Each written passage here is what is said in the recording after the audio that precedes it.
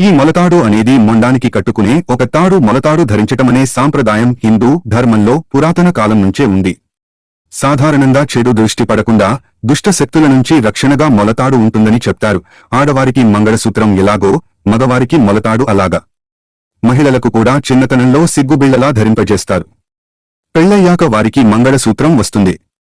ఇలా మగవారికి మొలతాడు అనే భావన ఏర్పడింది. ఎవరైనా వ్యక్తి చనిపోతే అతడి పార్థివదేహానికి మొలతాడును వేరుచేస్తారు. అలాగే అతడి భార్య నుంచి మంగళసూత్రాన్ని వేరుచేస్తారు.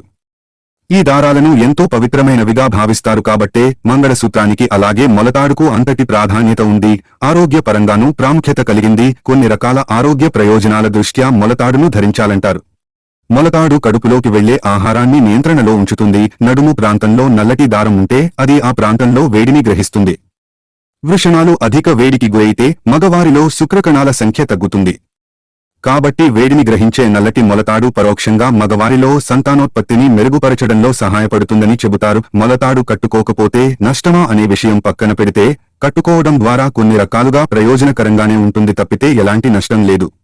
కాబట్టి మొలతాడు ధరించడం అనేది ఒకరి ఇష్టంపైనే ఆధారపడి ఉంటుంది. అది వారి వ్యక్తిగతం అంతే.